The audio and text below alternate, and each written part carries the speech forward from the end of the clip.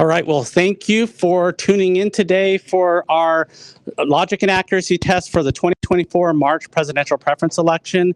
And this is going to be the first of two logic and accuracy tests that's going to be completed today.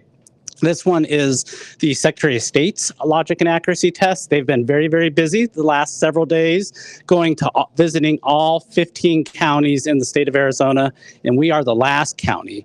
I believe they were at Pima County starting at 6 a.m. this morning, and then they had to take a flight up to Yavapai County. They did a logic and accuracy test there, and then they flew back down here to Maricopa County to complete our logic and accuracy test. So the logic and accuracy test is a test that tests the equipment, our tabulation equipment that we will be using for the upcoming March presidential preference election. And we need to have this done. It certifies the results, or certifies the equipment that can be used for this upcoming election. We're going to be testing our central count equipment. So this is the equipment that's behind me.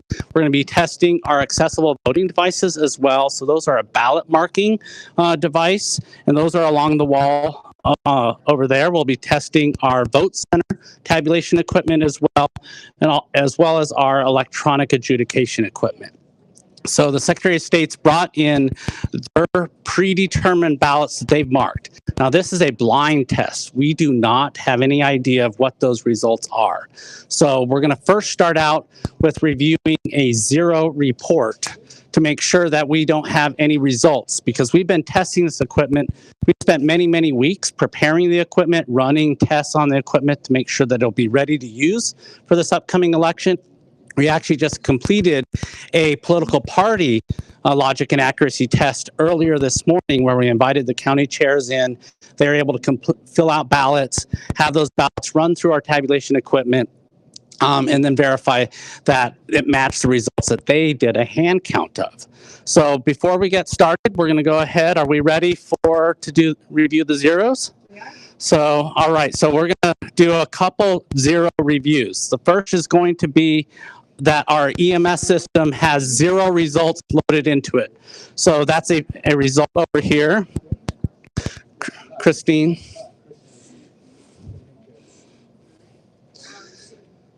So we're waiting for the political parties to come over here and review our zero results.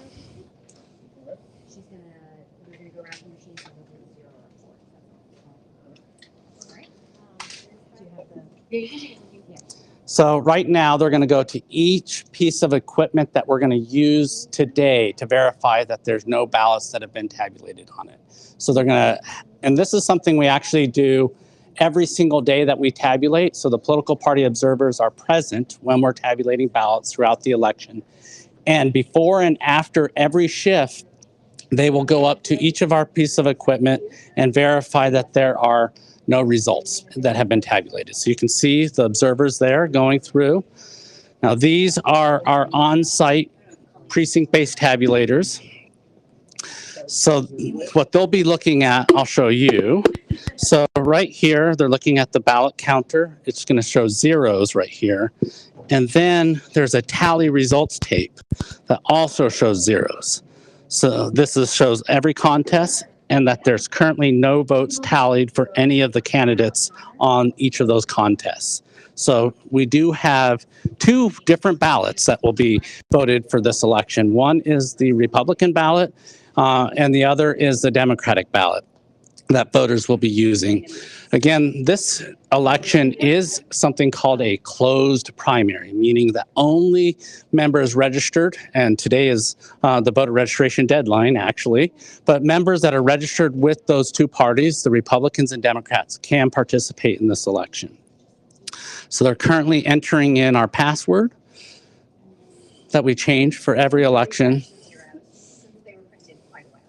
Okay. Perfect.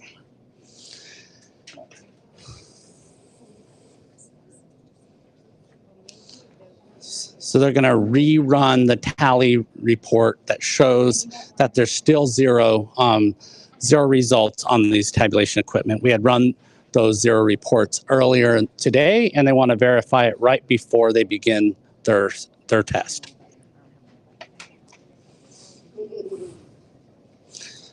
Again, so the ballots that are on each of the tabulators are the ones that the Secretary of State, so we have to provide them as part of state statute requirements, a copy of the program that will be used for this election.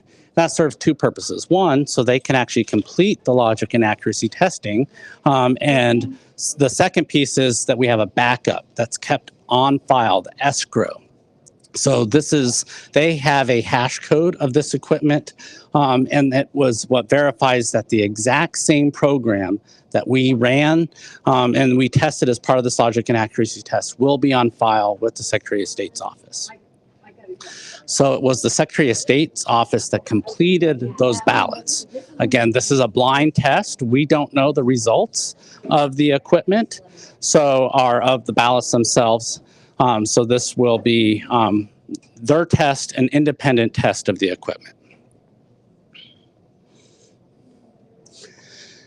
And these tabulators that are included in this test, this is a random sampling of the tabulators that will be on site at our vote centers. For this coming election, we will have 153 vote centers open on election day. Within each of those vote centers, we will have 2 on-site tabulators. So that means that we'll have 306 tabulators out in the field on election day, but then we also create spares. In the event that maybe one of those tabulators is not working or functional, we can deploy that equipment out to the vote center as a replacement.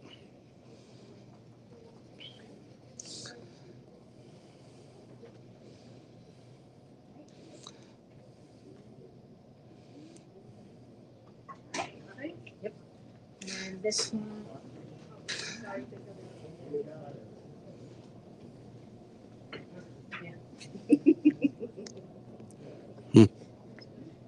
Just making sure where he was standing. All right. Report. All right. Here we go. Yeah, we'll make it a habit to do that from now on, maybe between each test, so that the time is closer. Right, yeah. Yeah, even if they don't need it, we'll just tear it off and start over for all of them. Good idea. All right. That was a good call. Okay, so here's the other one. Yeah, all right, and we'll have you guys do little initials on the bottom of each 0. Give that back to you.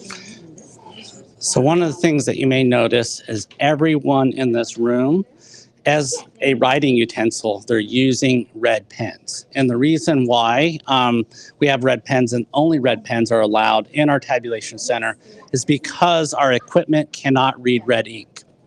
Now, as part of our tabulation processes, there's many different documents that we have to complete. We call those chain of custody forms. Our operators are completing those documents as they're tabulating ballots. And because they have to complete those logs, we don't want them, like if they were using a pen that had a different color ink, and say if they drop that pen, that could make a mark on the ballot itself. So we want them to only use those pens that have that red ink, because then we're assured that our equipment cannot read that red ink. And that would be the same with our bipartisan ballot processing boards. When they're creating that secret ballot, removing that ballot from that affidavit envelope, they are also completing logs, and they only use red pens at that time as well. So they've gone through and confirmed all the 0 results on our on-site precinct-based tabulators. Now they will be doing the same for our central count equipment. So for this election, we will be having 6 high-speed tabulators that will be tested, as well as 2 of our Canon. Those are all of our central count equipment. So each of our tabulators require 3 different sets of authentication, meaning 2 different passwords and a security token to be able to get access to our equipment. So they're going through with the political parties, verifying that there are currently, again, 0s on this equipment, meaning that there's no results being tabulated or have not been tabulated thus far.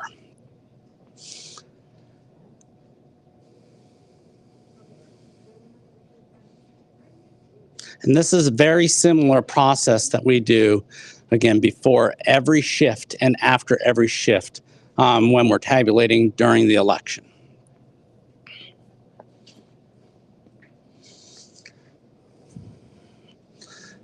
This is Colleen Connor. She's the state election director that's walking with one of our tabulation operators, our team members, and the representatives from the political parties.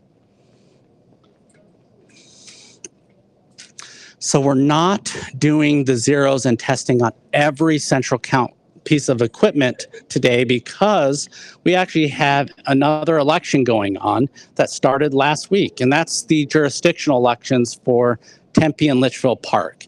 So the equipment that's on the other side of the room, that was all tested at our logic and accuracy test just over a week ago, last Monday, and it passed that test.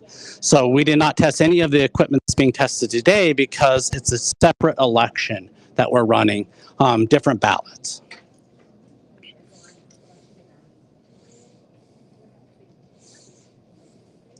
And after they're done verifying the zeros on this equipment, there'll be one more report that they're going to have to review. And I think they're walking over now.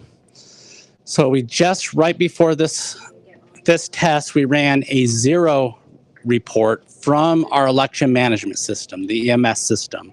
So that's our server. There's a glass room, this room over here, that's where our server stores all the results for our tabulation equipment. Nothing in this room is connected to the internet, so you can trace every single wire from all of our equipment using this exposed racking all the way to that server room where those results are stored. So right before this test, we ran a zero result, and they're verifying that there's currently no results that have been loaded into the election management system.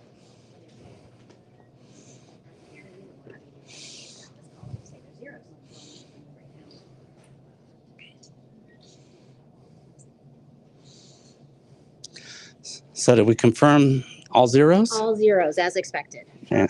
Zero. Fantastic. And actually, Lisa's going to start doing those because there's quite a few of them.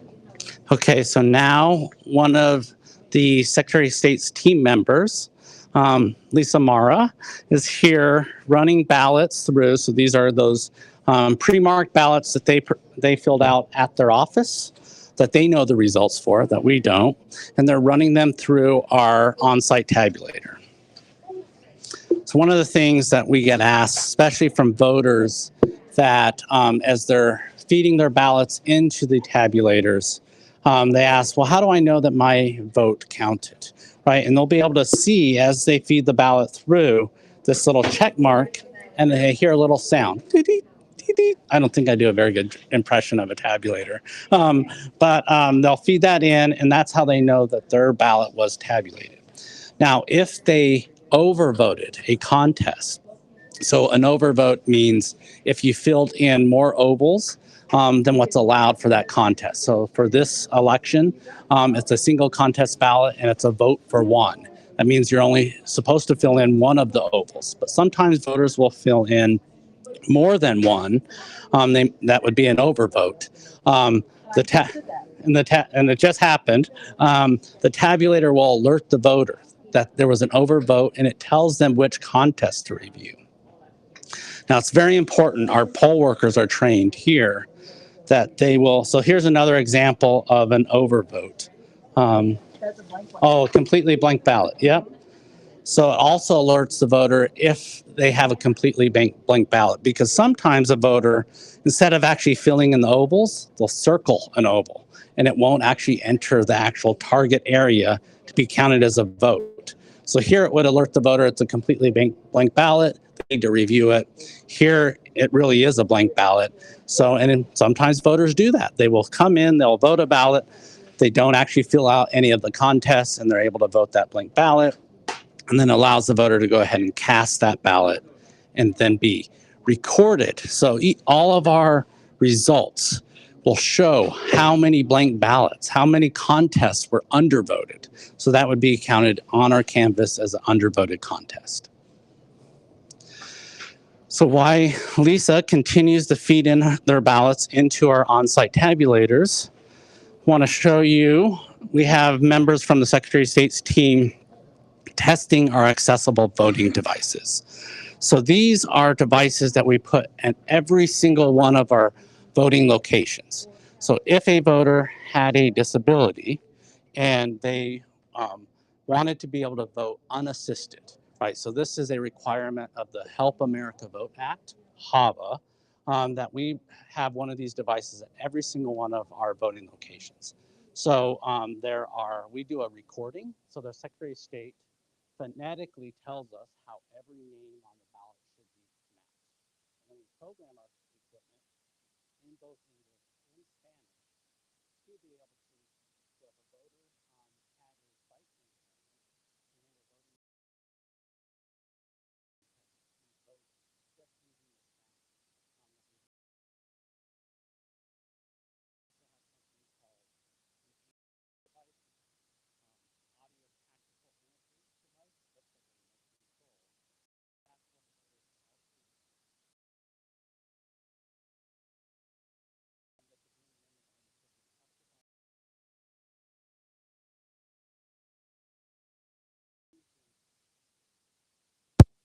they can even they can blow up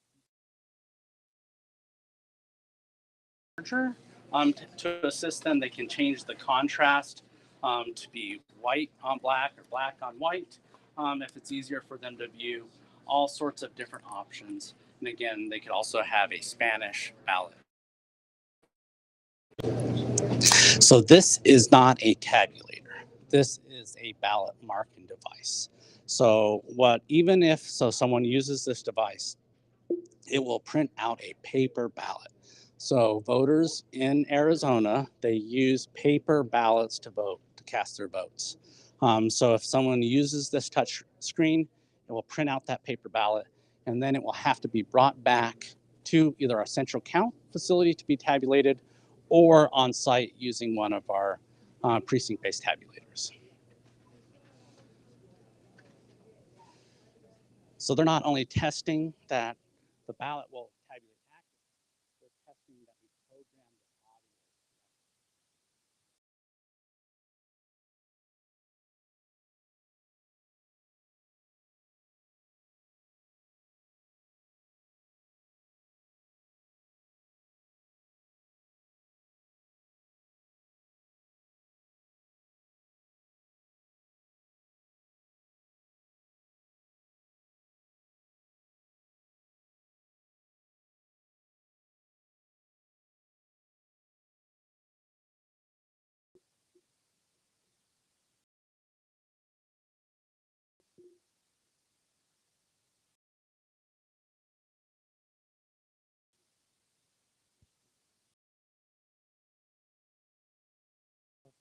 For this election in Maricopa County, we will have just over 900 different ballot styles.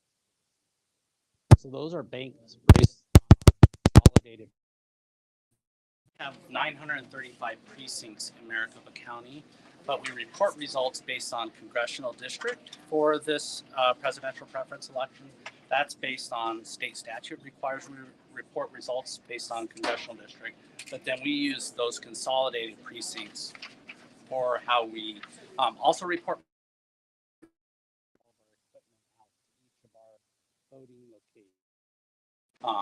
As I mentioned earlier on, the beginning of this live stream, we will have on election day just over 153 vote centers to serve those Republican and Democrat voters for this election.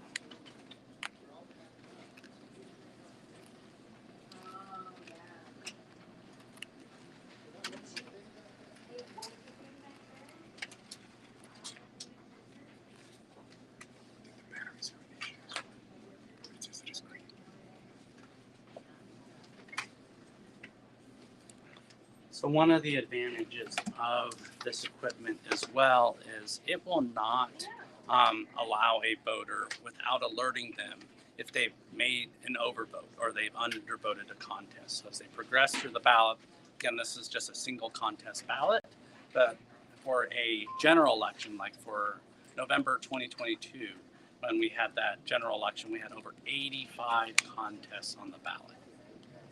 So if they undervoted any of the contestants completing the ballot on the accessible voting device, it would alert them. that there was an undervote.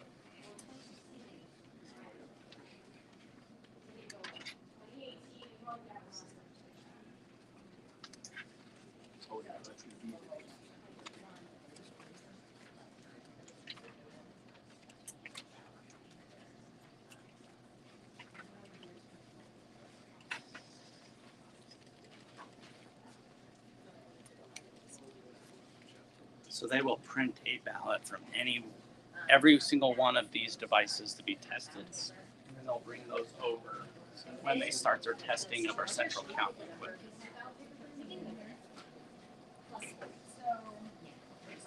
Here's some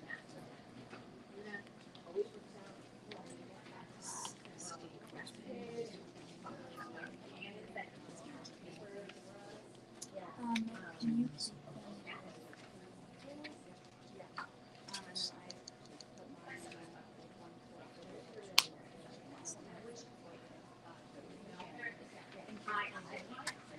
While we wait for the Secretary of State to continue and progress through their tests, I just wanted to highlight.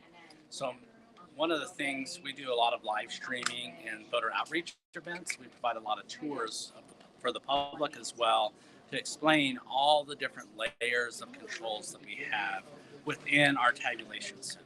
So for those members that did come today, some of those members of the media, we have several of them watching as we do this test. They had to come through an outside secure gate, right? So that's that first layer of control. Then you have to get through all of our locked doors. We have on-site security as well. We partner with the Maricopa County Sheriff's Office to provide additional security for this building. But even once you were able to get into the facility itself, there are several different layers of controls, our checks and balances. So this room is controlled by badge access. So here's what my badge is. So only someone that has a job responsibility or oversight over this room has access to enter this room. We, 365 days a year, 24 hours a day, 7 days a week, we are live streaming what happens within this room. So if you are bored with your favorite streaming show, you can always tune in, go to our website at maricopa.vote and be able to watch as we do our work here and we're counting your ballots within this tabulation center. I had mentioned earlier that none of the equipment within this room is connected to the internet. We've invited many different audit teams to come in and verify that this equipment is not connected to the internet. It has never been connected to the internet. Other things related to our tabulation equipment, so every one of our tabulators that we use has to go through federal certification. So that's through the U.S. Elections Assistance Commission. They partner with NIST, the National Institute of Standards and Technology. They provide accreditation for these entities called voting system testing laboratories. And those voting system testing laboratories are required and authorized to test our equipment based on something called voluntary voting system guidelines. And the reason they're called voluntary is not every state has to adhere to those. Now, in the state of Arizona, our laws do require that we have those federal certification through those voluntary voting system guidelines. Now, they test our equipment to verify that it is accurate to, so every ballot, every single oval on the ballot is what's called a position on the ballot.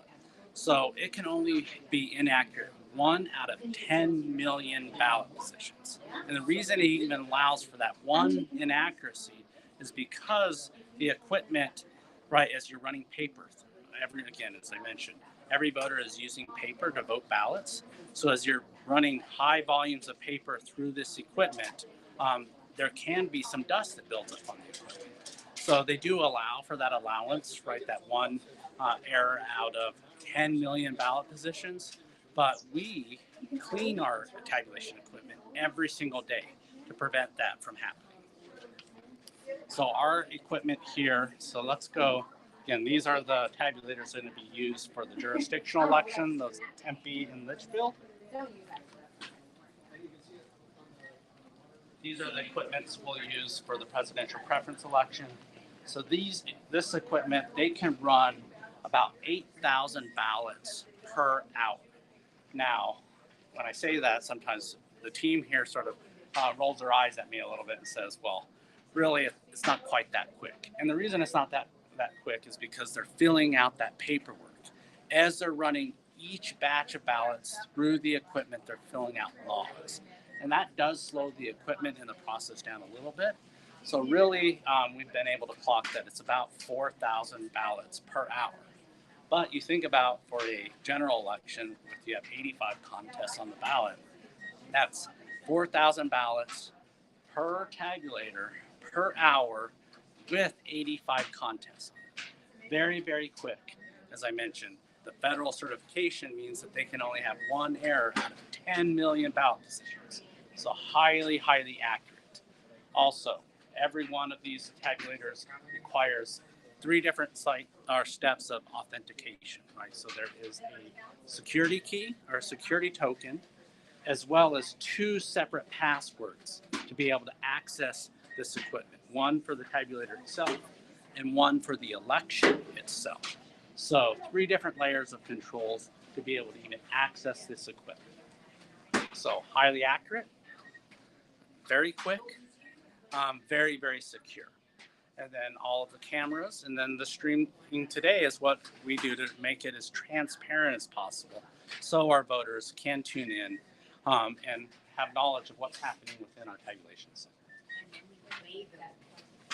So we do have more of the Secretary of State's team members, so several of them have completed their testing of the accessible voting device.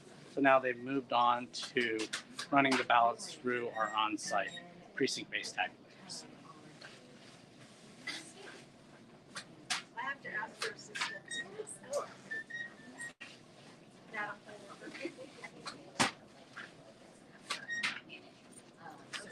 There we go. And this is an important test, right? First, because tomorrow's the first day of early voting. So before we can mail out our ballots, we've had to complete this test. We'll also set up some of our voting locations. So tomorrow we'll have 10 voting locations open to serve voters that want to participate in the presidential preference election. They're located throughout the entire valley. You can go to locations.maricopa.vote to find a close, convenient location for you. And then we'll have a phased opening of our voting locations. So we'll open up 10 tomorrow. At 8 days before Election Day, we'll open up, and I don't remember the exact number, I think it's an additional about 20. So we'll have just over right around 30 locations about that week before Election Day. Then on the day before Election Day, we'll open up another 60 locations for a total of 90.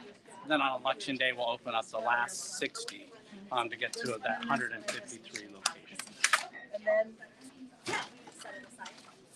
Blanks and all the votes once they. Yes, that's one of our. yes, because there are no adjudicated in here because the voter gets to adjudicate if they made a mistake. And see as they're feeding in. So these are all election. These are all election days. No. So one of the added No. precautions and security controls that we also implement for our on-site precinct-based tabulators is we program them to only accept election day ballots. So that eliminates the chance for a voter to be able to double vote or to be able to bring in mistakenly, like if they brought in an early ballot with them, they would not be able to cast it on this tabulator. Only an election day ballot can be fed into the equipment.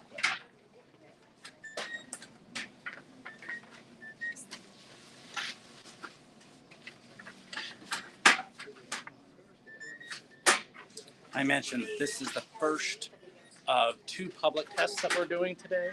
The second will be the county's logic and accuracy test. Well, where we will run through 11,925 ballots through our equipment that will also need to be tested.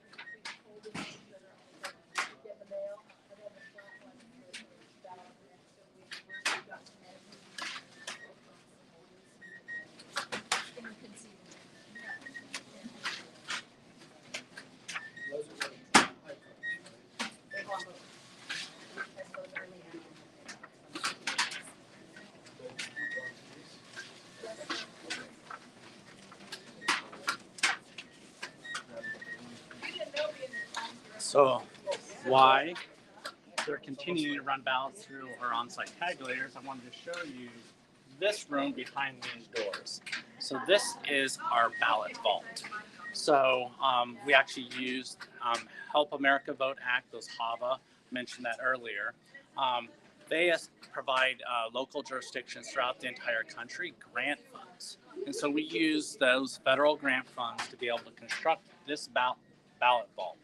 So one of the nice things about the ballot vault is not only is it very secure, so it also requires badge access to access the vault, but inside it has a dry suppression system.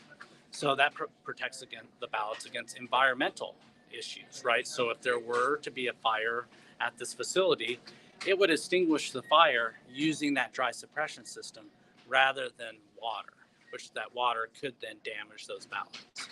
So just different ways that we're constantly thinking to protect that ballot, to preserve and the security and the integrity of the voting process.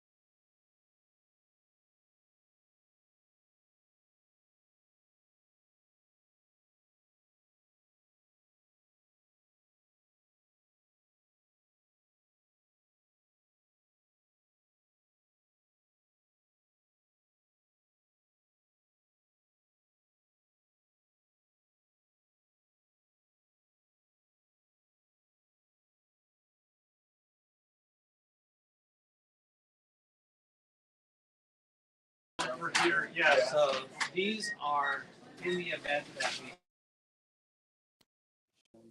or bring in more tabulation equipment here, we could and would have the wires and capabilities. But since there's no tabulation equipment along this wall, to this equipment. So it's actually 4 machines for Litchfield Park in Tempe. So that's and it's the High Pro 6. So the question was about the different machines, High Pro 6 and High Pro 7, and then the 2 cannons that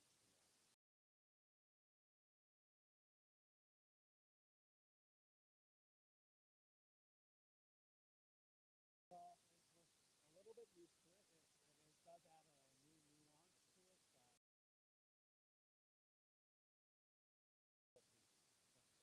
I don't know if they can hear you. And the microphone. The difficulty of running 2 elections. And in actually the last time we had to do this was in 2020 when the presidential preference election that year coincided with the jurisdictional elections, and that was Tempe and Chandler. So this year it's Tempe and Litchfield. And Scott, in your experience, would you change the first March election day in a presidential preference election year? Well, I do think because we are running 2 elections almost simultaneously, it does add a little bit of confusion for the voters, right? Because both those jurisdictional elections are all mail. So one of the things that we've done to try to educate those voters is we do have a media and advertising campaign. So we have targeted just Litchfield and Tempe voters, notifying them that they are to, if they're on the active early voting list, and they're a Republican or Democrat, they may receive two different ballots. And so for the March presidential preference election, their affidavit envelope that they'd return their ballot to us has a big yellow stripe on it that says for the presidential preference election, for those voters that received the all-mail ballot for Litchfield and Tempe, they will have a red stripe on their green affidavit envelope. We also set up replacement ballot sites in both of those jurisdictions. And then we train our poll workers because we set up actually two simultaneous elections at those replacement ballot sites so they can serve those jurisdictional voters.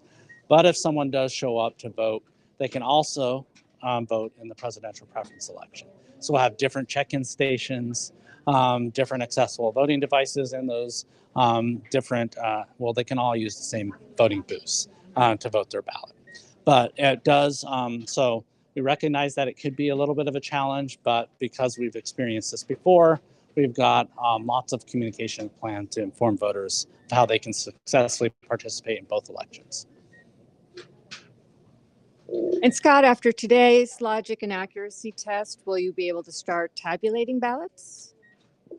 So based on state law, so this is something that has changed over the years. So prior to 2020, that you could only start tabulating 1 week prior to election day. So after 2020, they moved that out to be 2 weeks before election day.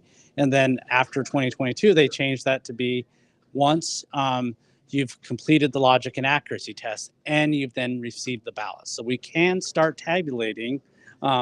Now we'll be mailing out ballots tomorrow. Voters probably should expect that they start receiving those ballots maybe as early as Friday in their mailboxes, could be even Monday or Tuesday of next week.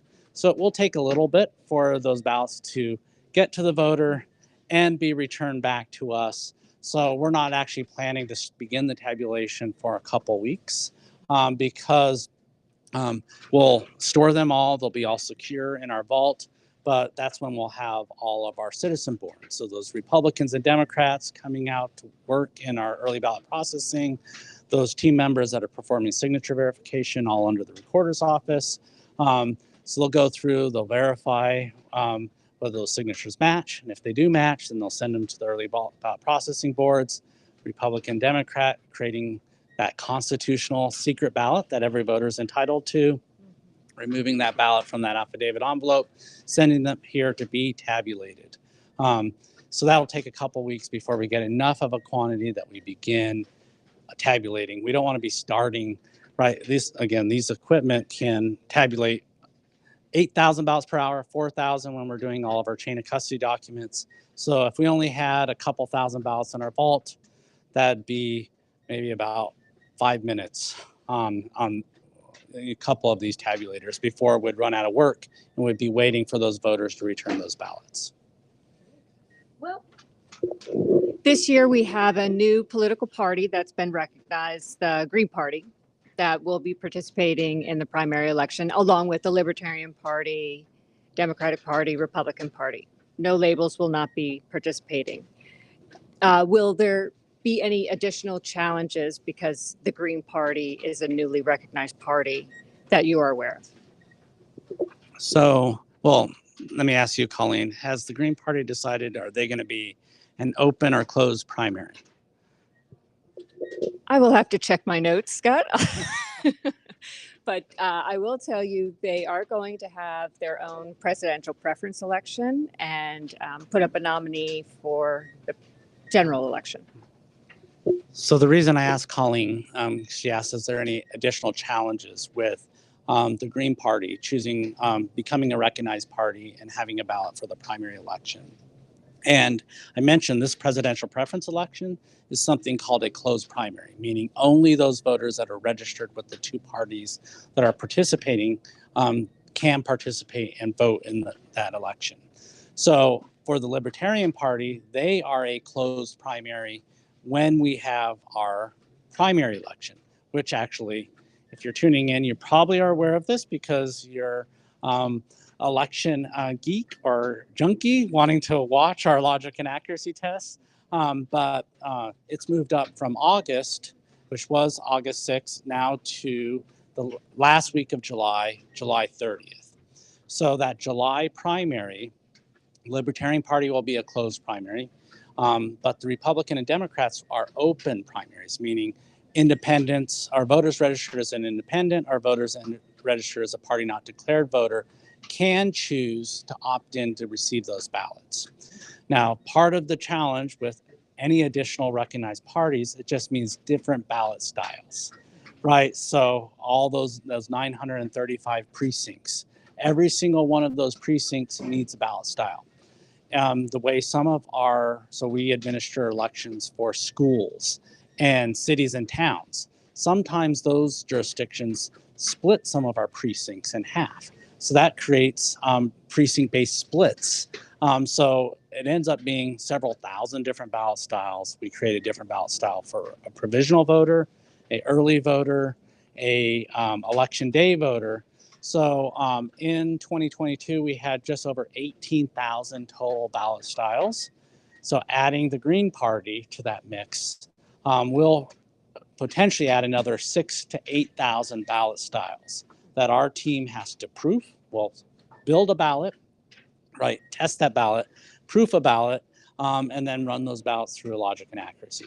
So it does mean more work, but if a party's been able to be recognized, then they are eligibly on the ballot and put those candidates forth for voters to make a decision on whether they'll be represented on then the general election ballot.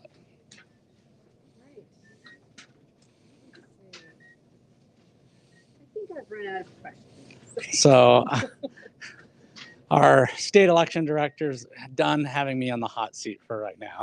And I will check back with you on the Green Party, whether it's an opened or closed primary. Thank you for asking that question. Thank you, Colleen.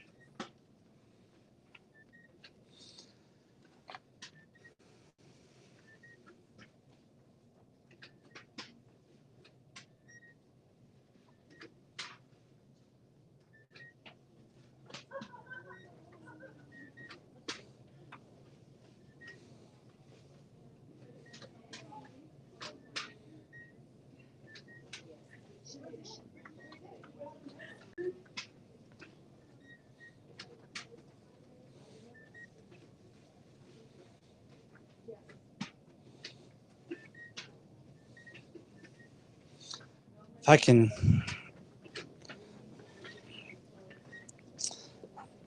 So right now, this equipment that's going through the testing, these are two doors. So within and behind these doors, there's two memory cards. Now these are encrypted memory cards. For this equipment to work, you would have to, the only way it will work for this election is to have these two memory cards programmed within this room with this specific election installed.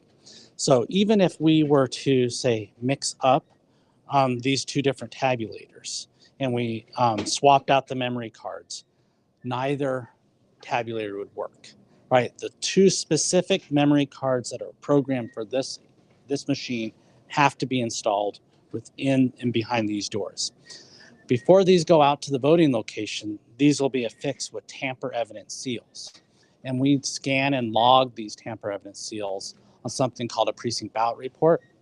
So before our poll workers would then use this on site at election day, the day before they're going to check all the equipment, make sure all the seals match exactly the same seals that we installed on that equipment. They'll verify, similar to what we did, they'll verify that there's zeros. They'll run a zeros report. They'll sign off on that zeros report. The reason we don't have those tamper evidence seals installed right now is because for this logic and accuracy test, we're going to have to remove that memory card to be able to then load that into our system to report results for this logic and accuracy test. So that's why those tamper evidence seals. And then again, we will have to do our own logic and accuracy test after the Secretary of State does theirs. So once both tests are complete, we'll be able to fix those tamper evidence seals to the equipment.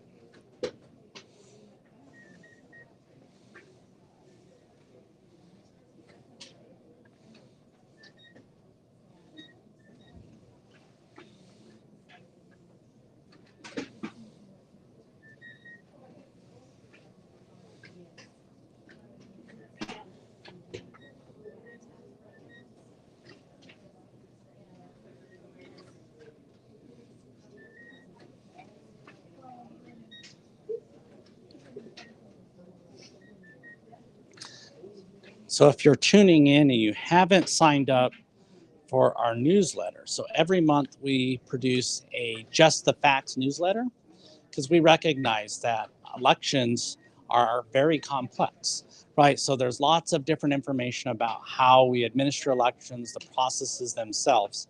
So we have that monthly newsletter at justthefacts.vote that you can sign up for that newsletter and find out about current events, what's happening for upcoming elections.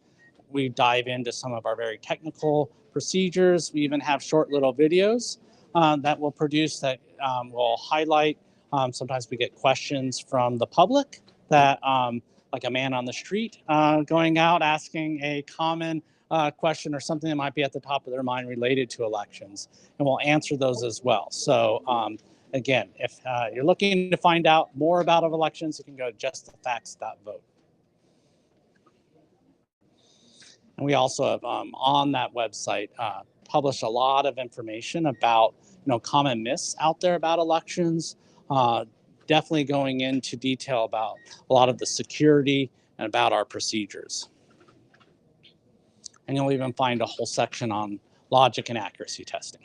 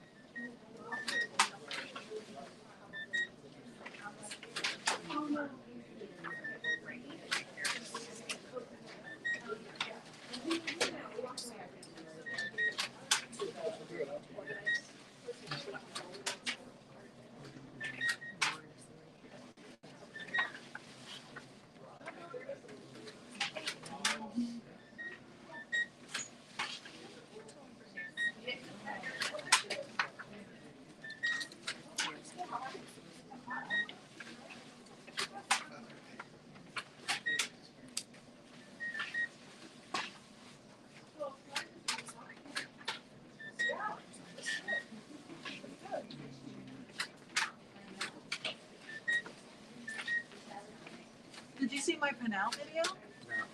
Yeah, Pinal did a video.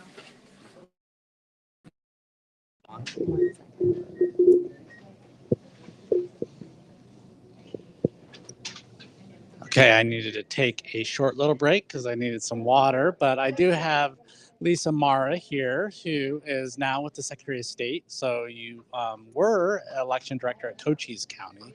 So now the roles have reversed. So you're coming and doing the LNA at the different counties. So what's sort of your biggest takeaway of approaching logic and accuracy tests from the Secretary of State's view or angle, as opposed to being an election director for a county? So it's a great question, Scott. It is so different in all 15 counties because not everybody has the space that you have. Not everybody has personnel. They deal with weather challenges, all these things that we don't think about here where it's sunny all the time. I think one of the most, and every county successfully passed, so that was great news. I think our fingers crossed. we're going to keep our fingers crossed. And again, I've told every county, if there's an issue and it doesn't match, it's always human error. And it's usually our fault from the Secretary of State's office on marking the ballots, because we've marked over 14,000 ballots for this one race. In Mojave County, I really liked what Alan had done there. He has a whiteboard and it has the date he started and then the current date. And then he has tick marks that total 64. And at the bottom, it says successful LNAs, 64, failed LNAs, 0. And so we got to add one more because it's 65. So that means he's going to do 65 elections. I think that's really cool. We have to recognize all the people that we have and the hard work they put in and the hours they put in. So any little bit that you can do to bring some cheer, I think, to their day is fun. Thank you for that, Lisa. So you started, so this is your third test today. So can you just describe when you first started with the first county and then how you've had to sort of crisscross back and forth? I think fly in a plane. I don't know if you have any experiences with flying in the plane, but how you were able to travel across the entire state in such a short period of time to get all of this testing done. Well, we didn't have to fly to Maricopa, so that was helpful. No ground transportation was needed. So that right there it's coordination for the counties. We did 15 counties in 5 days. So it's 3 a day. We start out at 6:30 in the morning and we leave from Sky Harbor and then we fly to counties. So this morning we got to Pima at 8 and ran their test, and that was great. And then we jumped on the plane and went to Yavapai County. So had some turbulence, some weather issues there, a little bit of delays. You got to factor in time with leaving the airport, because in the morning at Sky Harbor, it's like rush hour for planes. So you just wait for your taxi time, but you're just waiting in line. It's like I-10. Same thing with landing. We had to fly around Yavapai because the aviation school was doing some pilot testing. And then in Tucson, they were doing military plane testing. So you got to build those factors in, because it's just like election day. If you have lines at the beginning, you're gonna have lines throughout the day. So same thing with LNA. If we start out early and we're on time, it works great. And then we got here. Well, and you mentioned every county has a little bit different of a process or a different equipment, but you had 3 different counties and 3 different tabulation systems, right? So Pima County is ES&S. Right. We have Yavapai County, which is Unison, right? And then Maricopa County, which is Dominion equipment. So you've got to, as the Secretary of State, you've got to learn how all the different systems work. And then also in Maricopa County, which is different than Pima County or Yavapai County, is we have our on-site vote center tabulators. So Pima County and Yavapai County are central count tabulation counties, so they don't have tabulators on site at their voting locations.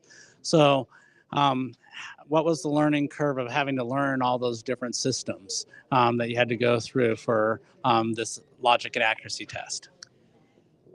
So there was a little bit of a learning curve because I came from a county that was an ES&S county. So 13 counties have ES&S, so I was pretty good there.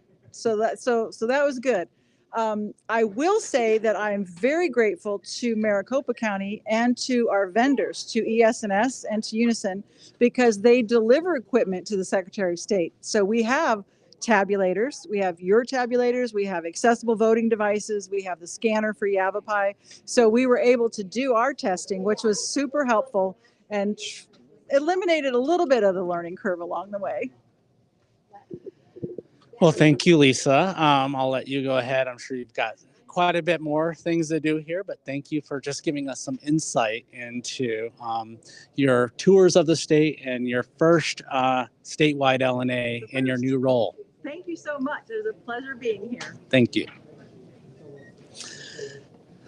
I think they're getting close to wrapping up our on-site precinct-based tabulators. So after they've run their last ballots here, and then we'll have the accessible voting device ballots, but then we'll start running our central county equipment and testing that.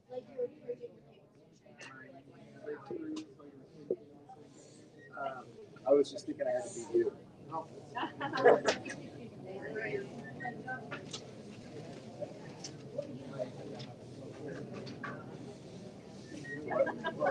What you said?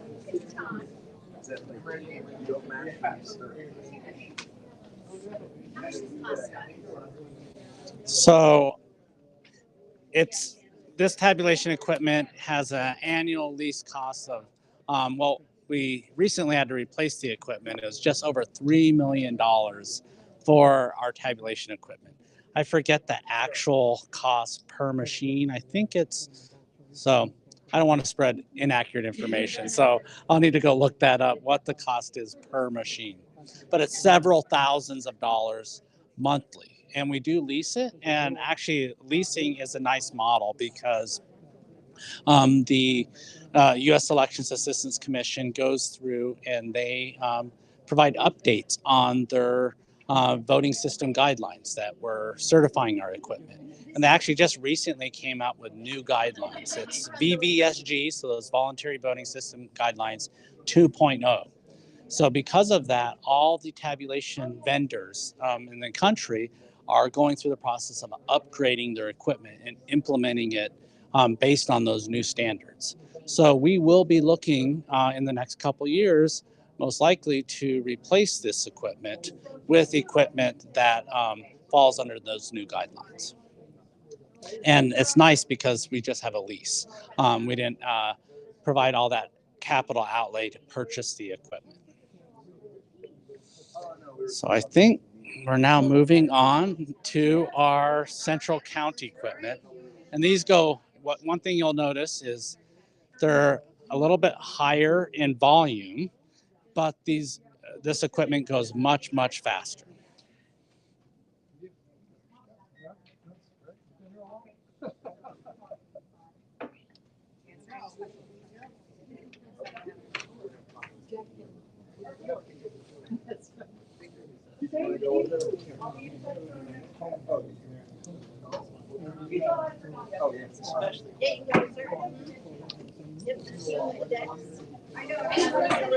So a couple you'll notice they're double tray, so they can load 2 different stacks of ballots, and that actually helps speed up the equipment by them having that double feed or that double tray.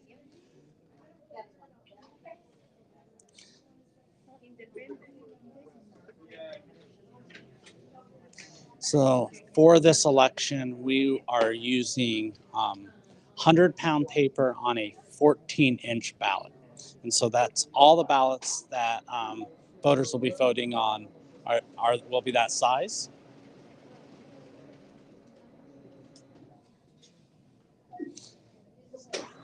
You can see them, and we'll be running ballots on every central count tabulator that will be used in this election.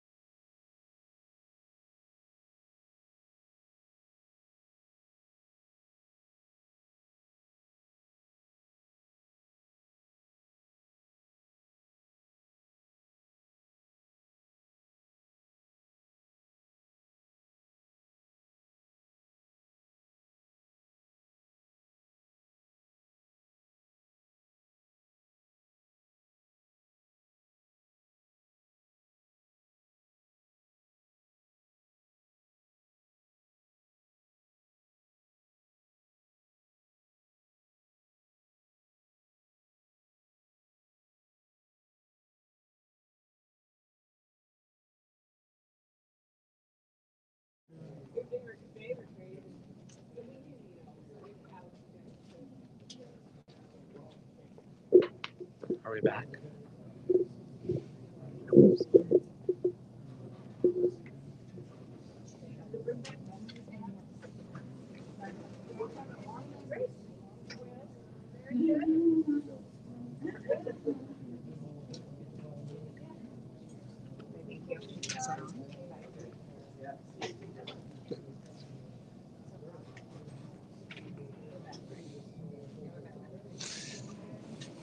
Sorry, I took a water break and our camera shut down for a little bit, but we still had our live streams going on. And so what's happening now is we've finished tabulating all the ballots. Just happened a few minutes ago. We're pulling, so as I was showing you earlier, right, to get the results from our on-site tabulators, those are stored on a memory card. So those are currently being pulled from those tabulators, and then we'll be able to load them into the EMS system. The results from our central county equipment have already gone to the EMS server, but there may need to be something electronic adjudication. So for us to be able to use this feature, which is allowed for in state law and in the elections procedures manual, called electronic adjudication, that also needs to be tested. And we'll go and show you that process here in a minute.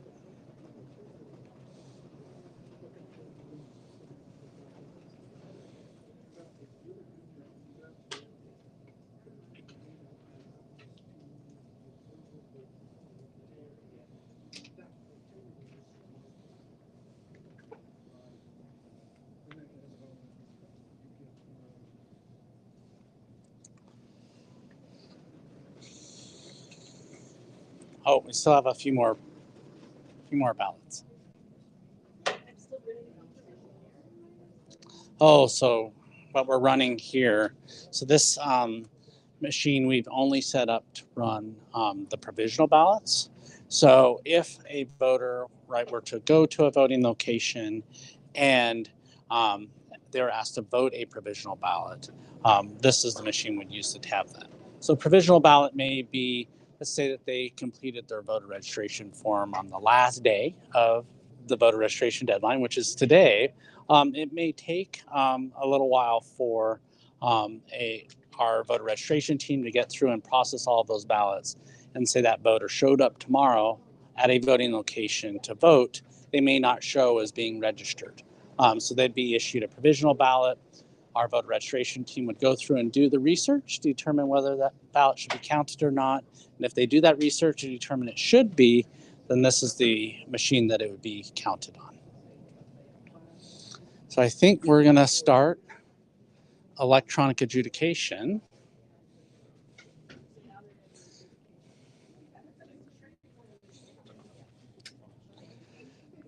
So electronic adjudication, and that sounds like a scary term, but actually it is a safety net. So our equipment, there's sometimes that our tabulation equipment can't determine a voter's intent. And those are situations most commonly, like in a primary election or a general election, that's related to write-ins. So our equipment can't read handwriting, right? So if someone fills in a write-in oval, they write in a candidate's name. Our bipartisan adjudication board, so Republicans and Democrats, sitting at these seats will determine whether that was a vote for a write-in and whether that was a valid write-in candidate or a non-valid write-in candidate. Something maybe like votes for Mickey Mouse or Donald Duck. Other reasons why a ballot could go to electronic adjudication is if a voter overvotes a contest. And you can actually see this on screen right here. So this equipment will show when a candidate or an oval is sufficiently filled in, it will highlight that contest with a green highlight, right? So that's saying that there's two ovals that are sufficiently filled in that a bipartisan electronic adjudication board needs to review. And you can see, so based on federal and state law, if this bipartisan board can determine a voter's intent, they are required to do so. So you can actually see where that voter has corrected their vote, right? So there's 2 ovals filled in, and they've put no and drawn a line through the top candidate there. So this board would then be able to actually remove, now it won't alter the ballot, it'll create a digital audit mark on this ballot and be able to remove how this vote is being logged within the system. And every single action that this board will be taking is logged within the system. And then also, so they don't do it as part of the logic and accuracy test, but as part of actual tabulation, they would then be creating a manual audit log of every action that they take. And at the end of their shift, they would then print out a system-generated report of all the results that were loaded into the system. And then the board will review this manual log with the system-generated log to make sure that it's accurate, that they took every single action. And then they sign off at the end of their shift saying that they took every one of those actions. And they actually sign off on this statement here. We, the members of the Vote Adjudication Board, certify to the truth and correctness of this report as shown above, and that the decisions made and the write-in votes tallied by this board were accurately reflected in the system log prior to committing selections to the election management system. So that's what they're signing off and attesting to. Now, again, the only people based on state law that can work these are citizen boards, and they have to be a Republican and a Democrat sitting together. And in many cases, it's the county chairs that make the appointees of the individuals that will serve in this role. Now, state statute says a board is a 3-member board. So in addition to the 2 judges, the Republican and Democrat judges, we will have an independent inspector. Now, state law does allow us to hire the inspector to be from any of the parties. We'll only hire them to be from either independent, party not declared, or libertarian. So as they are serving in this role, that 3-member board, the inspectors are not not from the 2 major parties, the Republican or Democrat.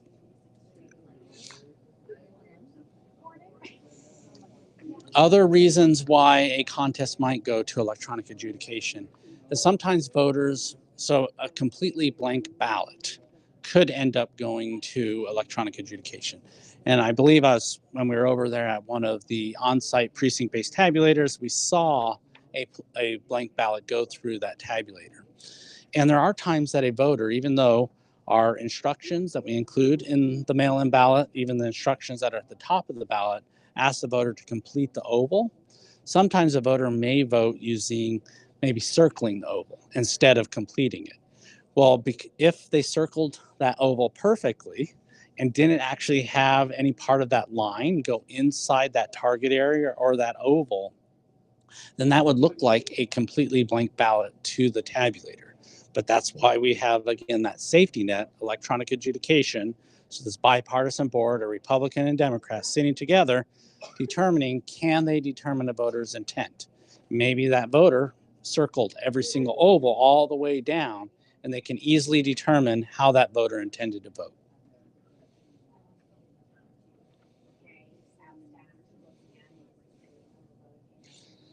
Now, we'll say those electronic adjudication boards take their role very, very seriously based on that signing of that statement. But at the end of every shift, it can take them upwards of an hour. So when we're closing out for that shift, when we go to lunch, or when we break for dinner, or if we're doing an evening or night shift, it could take them an hour or more to review their log. So we have to actually stop the adjudication process about an hour before we stop the shift, so they can review this log and compare that it's completely accurate.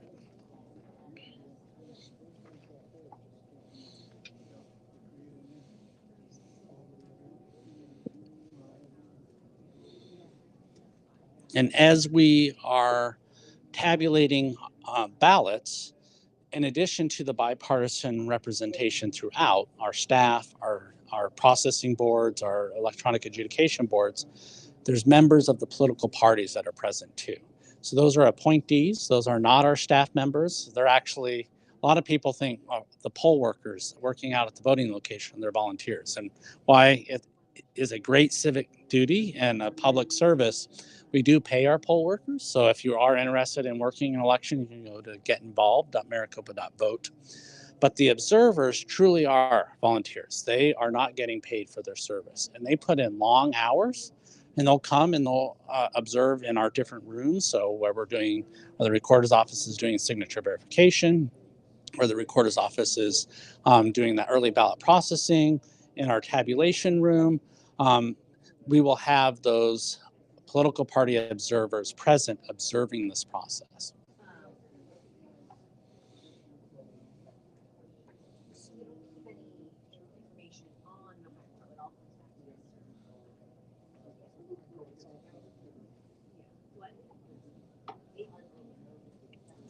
So it looks like maybe we've finished up the electronic adjudication portion of this.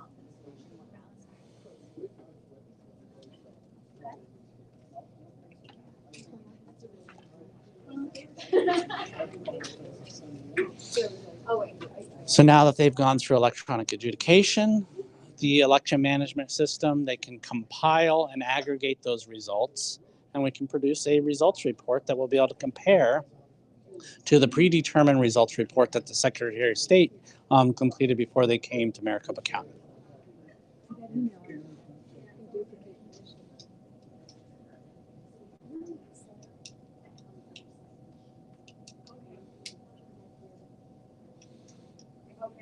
Scott, what's going on now? So, Scott, what's going on now? I was just describing that they're wrapping up results. So they've just completed electronic adjudication. So those results have gone into the election management system. Okay. Actually, there's, so within the election management system, there's different applications. So as the ballots were going through this system, it was called an application called the adjudication application. So now they're loading those results into the results tallying reporting application, which is stored on the server. And once those results are imported into that results tallying reporting application, then they can produce the results report. And those are just other different layers and checks and balances to prevent batches of ballots from progressing too far through the system.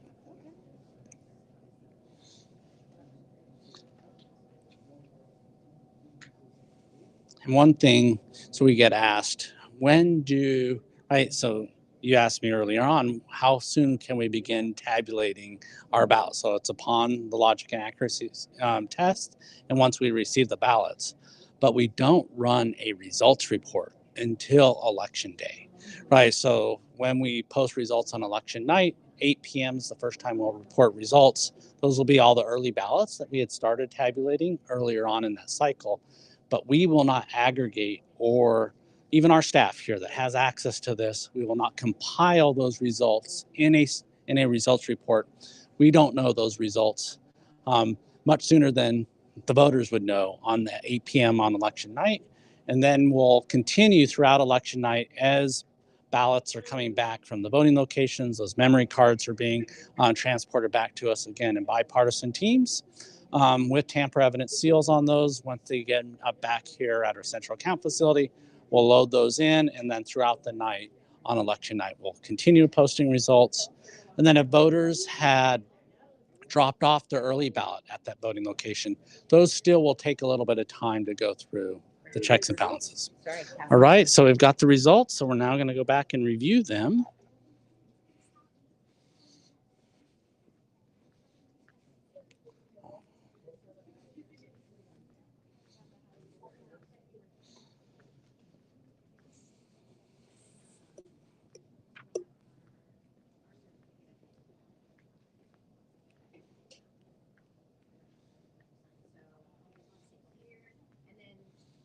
Somebody from the Secretary of State's office going to read results, or do you want me to?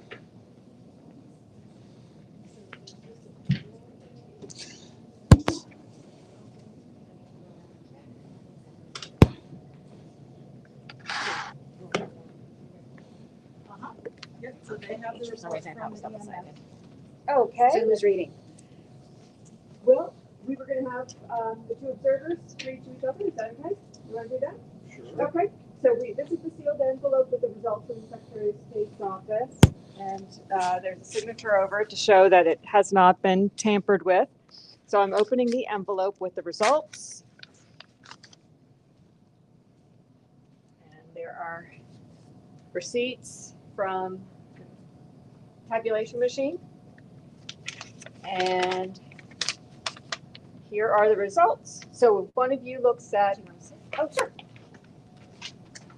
at the results from today and compare it to the results predetermined.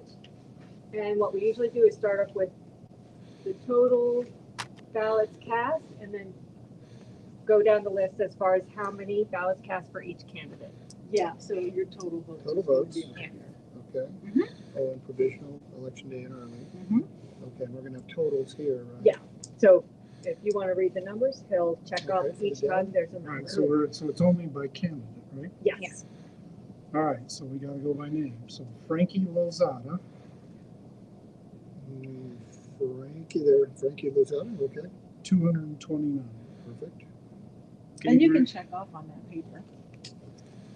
Gabriel Cornejo, 214. Good. Marianne Williamson, 186. Good. Jason Michael Palmer, 244. Stephen Lyons, 238. Joseph R. Biden Jr., 233. And Dean Phillips, 229. Okay. So, Perfect. Whatever for that. so then on the Republicans, Chris Christie, 163. Okay. Vivek Ramaswamy, 185. John Anthony Castro, 170. David Stuckenberg, 200. Asa Hutchinson, 169. Nikki Haley, 149. Donald J. Trump, 194. Ryan L. Binkley, 147. And Ron DeSantis, 196. So we had a match for every Perfect. single candidate. A match So, for every single candidate. Successful logic and accuracy test. And so actually one of the questions that we get quite frequently is, so because this is a presidential preference election, why are there still candidates that have dropped out of the contest still on the ballot? And actually, none of the candidates, to my knowledge at this point, have submitted any official paperwork to officially withdraw from the ballot. So everyone is still an eligible candidate for these upcoming contests, and we will then report results for those candidates unless they were to have officially withdrawn before the logic and accuracy test was completed. So, well, thank you. We've got a successful logic and accuracy test from the Secretary of State. So I want to thank Secretary of State's office for coming in. Their team, they've been we've talked about how the last 5 days they've been That flying. applause was as much as your team as it was our team because they've marked over 14,000 ballots and it's human. And so marking is important. Yeah. So good job to your team and our team. So thank you. And now we're going to actually have to take a short little break because we still have one more public logic and accuracy test to do. This will be the county's test that we'll need to run. So we've got to zero out all the results from all of the equipment. We'll let the Secretary of State go on. I'm sure that they're hungry. I don't know if you've had a chance to eat anything. Not since this morning. So yeah, they've not eaten anything all day or since early this morning. So they can go out and get dinner and then we'll reconvene. I don't know. What do you think, Renee? How long to zero out? 15, 20 minutes, and then we'll start up the county's logic and accuracy test. So again, thank you for tuning in, and we hope to see you back in about 15 minutes.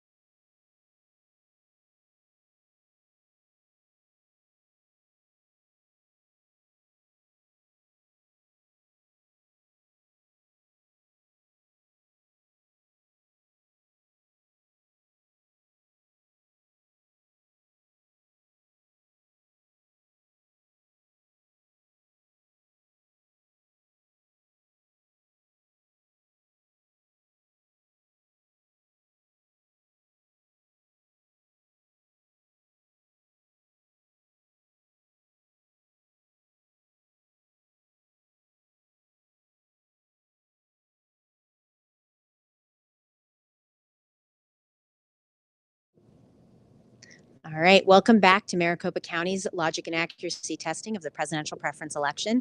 We've successfully passed our Secretary of State testing. We are now doing our internal county testing. And you guys can go ahead and begin when you're ready. So they're starting off with the accessible voting testing, just like the Secretary of State's, where they will test our accessible voting devices to make sure they fit all accessibility functions. And then they will produce some ballots from those devices, just like a voter would, and use them for our testing. We will then do our tabulation equipment testing, which will happen over here, where we test our central count devices and our vote center devices to confirm that they are counting ballots as expected. We will then do some adjudication again, whereby any ballots that have been damaged will be looked at by a bipartisan board to make sure that the voter's intent is counted as part of the election. We'll then produce results, which should match our predetermined results, and be done with our logic and accuracy testing, and have officially certified our equipment for the 2024 presidential preference election. All right, and I'm Christine Deister, Deputy Director of Elections. Thank you.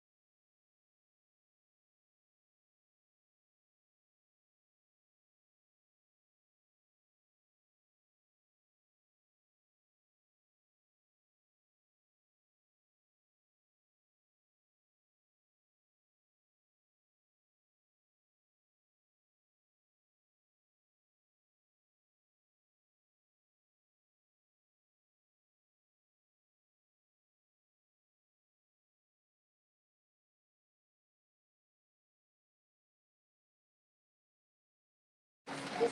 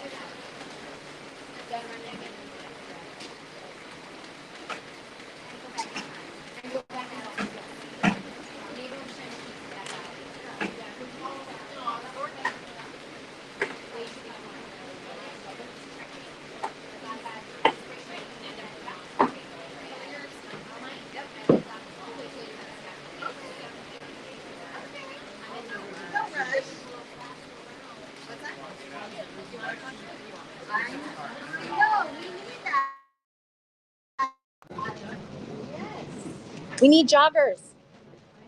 I want joggers. Shouting joggers into the snow. All right.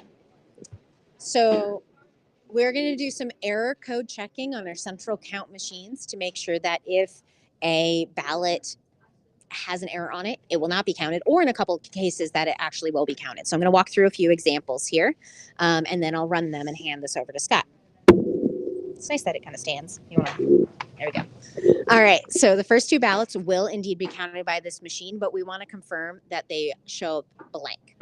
So this first one is completed with red pen. These are the same red pens that we use in the tabulation room. So confirming that if we were to accidentally drop our pen or, something were to happen, that this would indeed not get read by the tabulator. This next ballot is a common error that happens. Stained ballots, unless they have something obstructing the timing marks, should get accepted by these devices. If you have a stained ballot, though, do not send it back. Go to a ballot replacement center and get a new one. Do not send back stained ballots. This is a bad thing to do. And if it's E11, so 11 days before Election Day, you can request one through the mail, and we can mail you out a replacement as well. Same thing if you're in this situation. This ballot cannot be read by our tabulator. So this is an example of a couple issues that can happen with the timing marks, which is the dotted border around the ballot. So if they're ripped, marked through, or have something obstructing them, this ballot cannot be counted. So it would need to go to duplication, and a duplication board would duplicate your vote onto a new ballot, which then can be counted. But if this happens, don't send your ballot back, get a replacement one. And that duplication board, they're a bipartisan board, Republicans and Democrats working together to duplicate the ballot exactly as the original ballot was, but without the damage. And then this is something that can happen if you get something sticky on your ballot, or even in August, it's just really humid. Ballots can get stuck together. This is what we call a double feed. This will not be counted by the tabulator, but we're just checking that it actually shoots this ballot out the back because it says it's too thick, it can't count it. All right, and then we have a couple ballots from other elections that we're going to be running. So March 12th, Tempe and Litchfield Park both have elections going on. Please send back your ballot for the Tempe and Litchfield Park ones by March 6th, sorry. So these ballots are for those elections. They will not be counted for the presidential preference election. And then this is a ballot actually from 2020 presidential preference election, just to show that it cannot be counted for this election, just to confirm with our machines. All right. Thank you, Christine. These first two are going to be. So we not only test our equipment to make sure that it accurately tabulates and we get the expected results, we also then try to test these as Christine describes the error code testing. Not accepted, which is what we wanted. So good. I'm doing the timing mark next.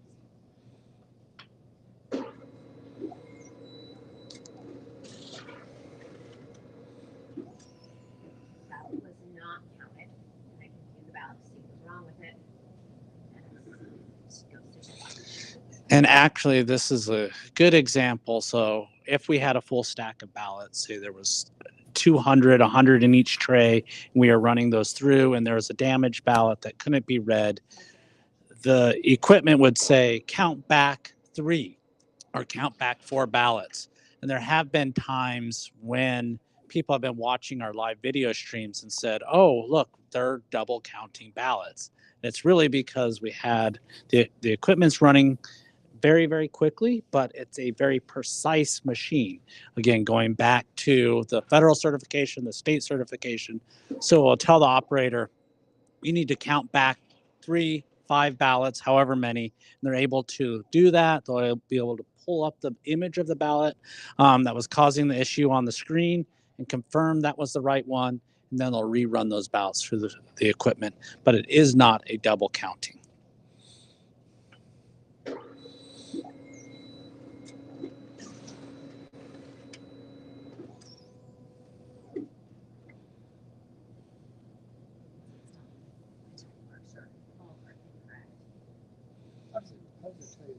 Yeah, if you want to come a little bit closer. Normally I wouldn't allow you back here, but you want to come a little bit closer. Yes, it might be good. Alright, I bumped something up here. Escape. I'm going to mess something up. Do that. Thank you for that. I bumped something and it affected me. Monitor. Yeah, that was a monitor thing. So I did it. Is this one for exit?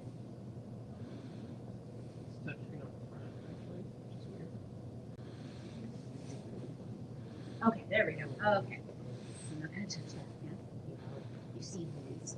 Oh, I see. Yeah. It's identifying. Yeah, it's identifying the areas up here and over here, and then down here it's saying I don't know what to do. It's actually super clear there. Yeah, yeah. So Nice. it's like I don't know what to do with these timing marks. They're not part of the selection. Thank you. All right. Should I run the 2020? I did. You want me to run it again? So you can see it? Sure.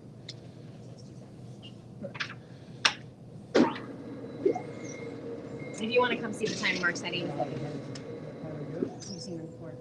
You can see, yeah, it's saying I don't know what to do with this. So Christine was just demonstrating on the image, you can see that the timing marks are not a readable ballot for this election. And she was showing the observers of how we could tell that. So now we need to go to, similar to what we did with the Secretary of State, we need to test electronic adjudication for our test as well.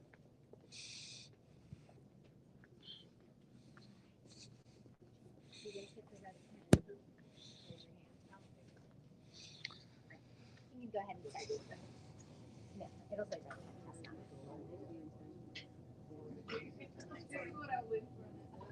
See, sometimes voters do send us back artwork, right? So here's an example of a voter. It's a completely blank ballot. They didn't vote any contest, but they decided to draw a little image on their ballot. And this does happen.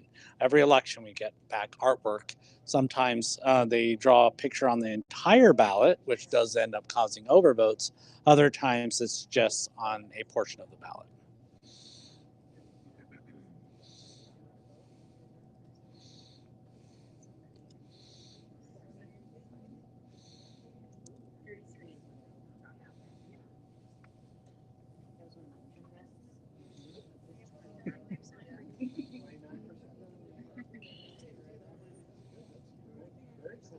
I know.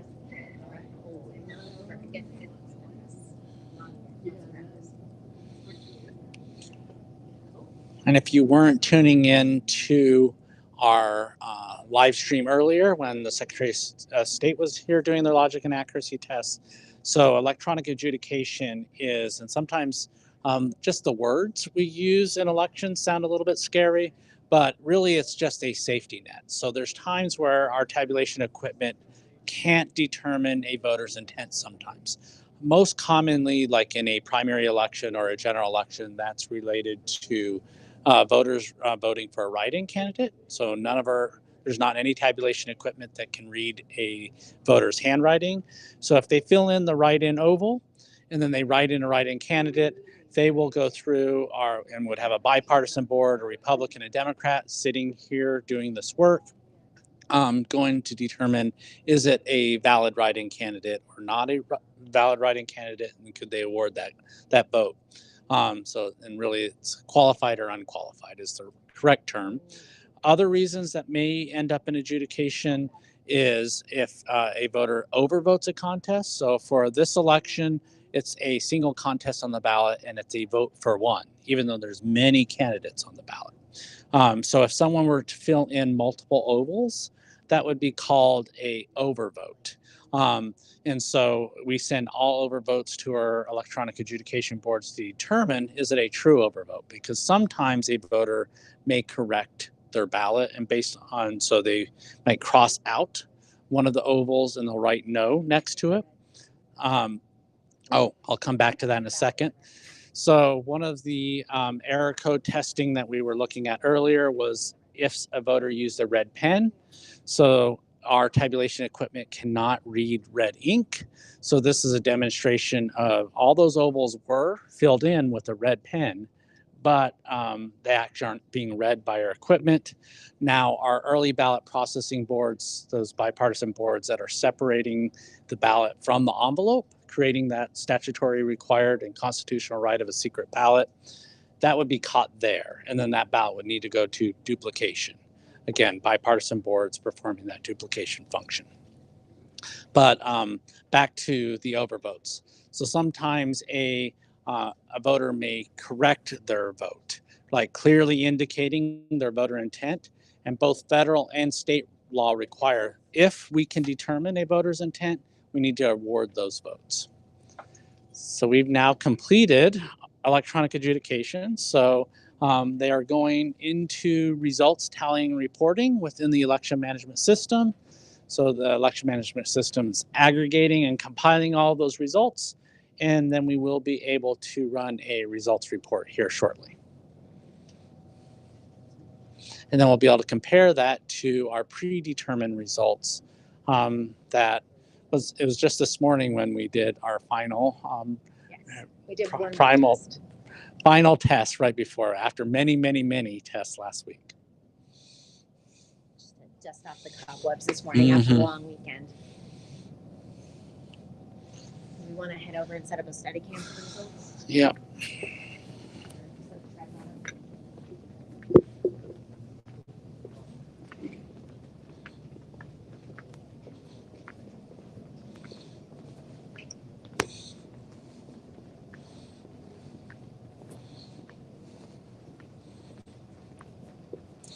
Now, all these ballots that we have here, they'll go back into the vault because we are required to do a post logic and accuracy test.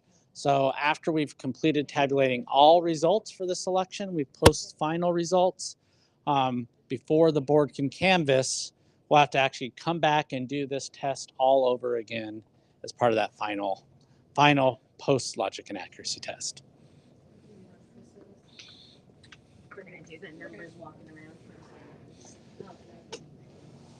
Chris, do you want to come back and check the numbers? All right. We'll start over here.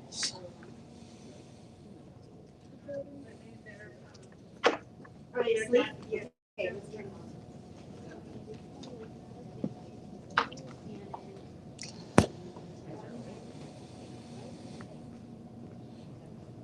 So similar to what every shift that we are tabulating before and after, we verify the number of ballots that were ran through each of those tabulators. So that's what they're doing now, and they're logging that onto our logs that we have that our observers actually would complete during a live tabulation shift.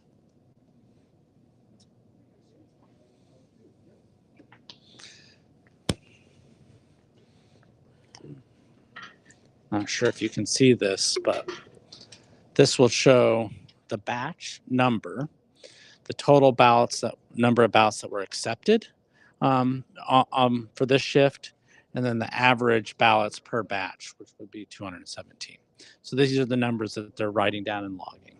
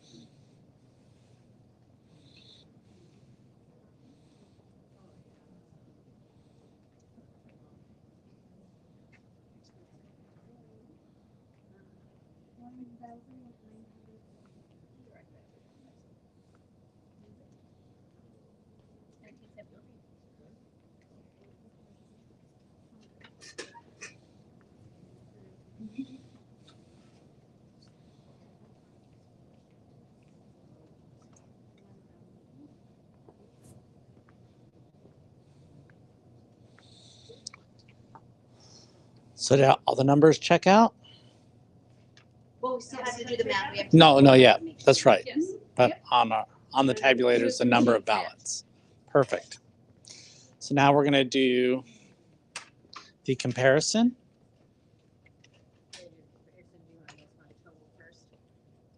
Total and initial after we do comparison. So we put those in what are we missing? Yeah, We're missing those machines, right? This is for the ICP2, Yes. so for those devices, which you've already pulled the cards out of, so we can look at the So tapes. we don't But we actually have need the- those, we need the Yeah. tapes, Yeah. Okay. All right. Do you want us to bring the tapes over? Sure. Yeah, you go Sarah, pull the want to bring tapes. them over? Check the else and can we say 10? Did you want to do it? Well, they should do it and then. Okay. I'll grab my phone. I put it down somewhere.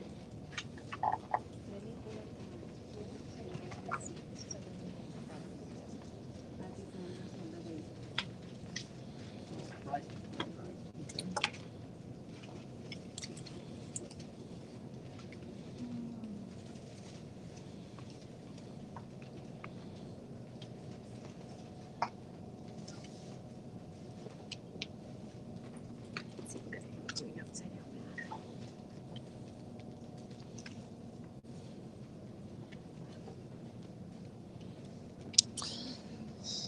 So again, after every single shift, this is something that our observers do to verify the number of ballots that were counted on that shift and that the number of total ballots for the entire election reconciles each shift. And so this is one of the ways that we know that there are no ballots or no ballots can be inserted into this process, because not only do our staff do this, but the political party appointees come in and verify these logs every single shift.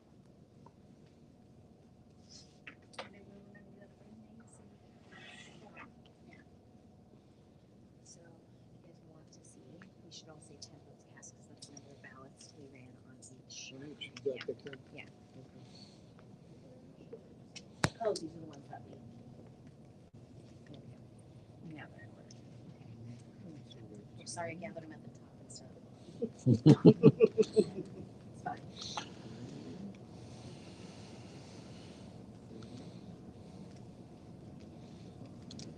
So one of the Was it tests, 5 or? 6.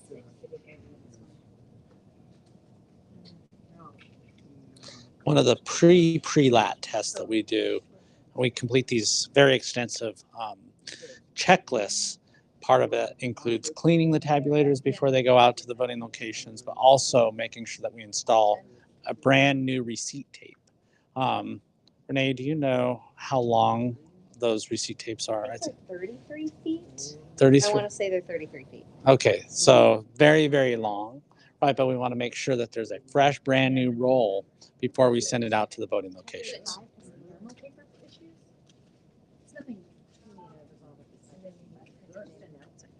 There were only 5 tapes.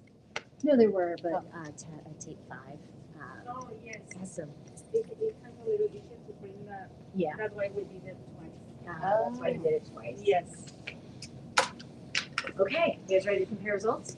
Sure. This is the exciting part.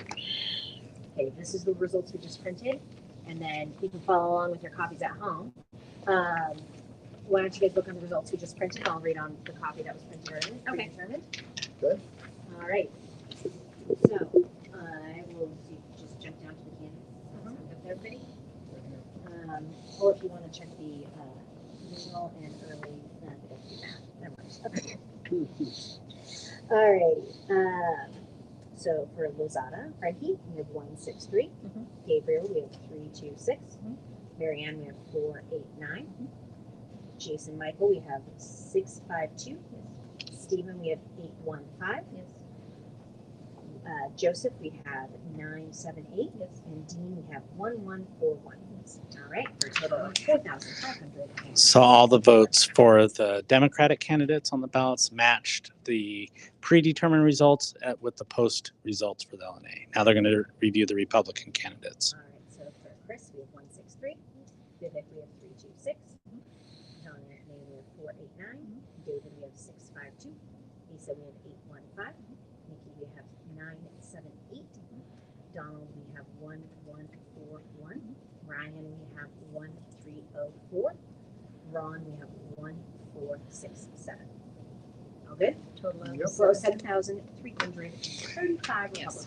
So not only did we pass the Secretary of State's logic and accuracy test, we just passed our county logic and accuracy test. So very successful day, which voters will be happy because we will be mailing out ballots tomorrow morning. They'll go out into the mail for all those voters. And then we'll also be opening up our voting locations. So there's 10 vote centers that'll be open tomorrow. So I would just want to thank the observers for coming in. As I mentioned earlier in the live stream, they truly are volunteers. They spend a lot of time here. They don't get paid for their efforts, but they're rewarded just for doing a great public service for Maricopa County voters and our great nation. So thank you for coming out. Thanks to the team.